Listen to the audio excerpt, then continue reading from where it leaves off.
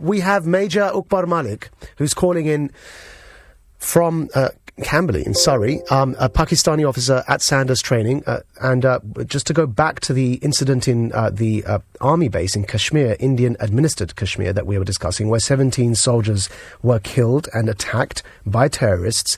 We needed to hear from a Pakistani perspective because, of course, the Indian, certain factions within the Indian government have been quick to blame the Pakistani side. And I think for balance, it's important to hear somebody from the Pakistani military side who may have a different perspective on this. So, Major Uqbah Malik, welcome to my show. I'm Maajid Nawaz. Tell us what you think of this incident. Maajid, thank you very much for having me over. I just caught a bit of your show about 10 minutes ago. Did you hear the discussion between Victoria and the yes. Maajid Haider, yes?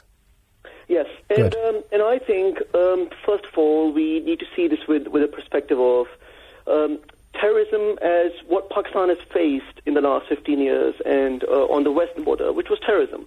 So if we look at this incident, first of all, it has never been once when there's something happening in India and it has not blamed Pakistan without any evidence. So that's the first one. So my point... You're saying that India always does this, is that what you're saying? Always does.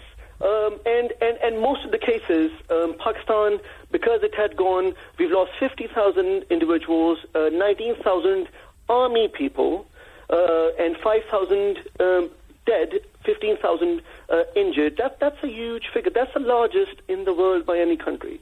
So if we talk about terrorism that affected any of the countries, that's Pakistan first. That's one point. Second, you never can choose your neighbors. Unfortunately, Pakistan and India are neighbors, so that's a fact.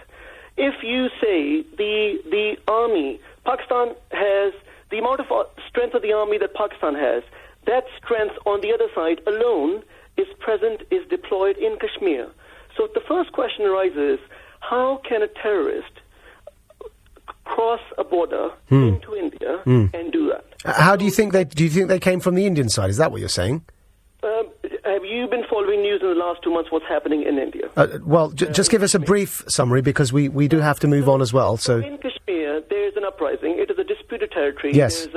There's a young lad who died. Was a 22-year-old. He's become a hero in India, in Kashmir, on a struggle for independence. Pakistan morally supports Kashmir on a disputed territory, which is agreed by the United Nations, that this needs to be resolved. India agrees that it needs to be resolved and then still says no because, it changes its stance frequently and says this is a bilateral, no, it is an international, no, it's bilateral again. So, first of all, what I'm coming to the point is you cannot play blame game. These are two nuclear powers. These are two professional armies of the world. Akbar, I think the blame game, which it's already started, unfortunately, but it's incredibly dangerous. If it was discovered that these were LET, Lashkar-e-Taiba, the attackers, do you think then that there's certain questions that have to be asked?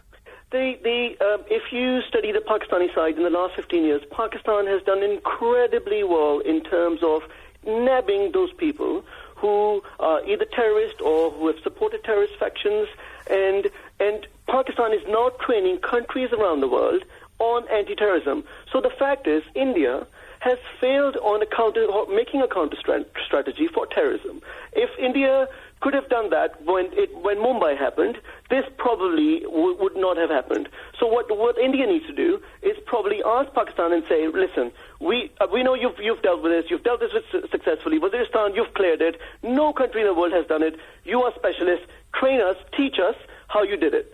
And, there's some development, some way forward. I wish there was, Major Uqbah Malik, that's actually a really good point to end on. I wish there was friendly military cooperation between those two countries, India and Pakistan, and, of course, economic relations as well. That would be wonderful for a peaceful future between two neighbours who are both nuclear powers and are, at the brink of a incredibly tense situation at the moment. But Major Uqbah Malik there, calling in from Sandhurst Academies here on training, giving us the Pakistani perspective. Thank you for calling in and for being our guest this afternoon.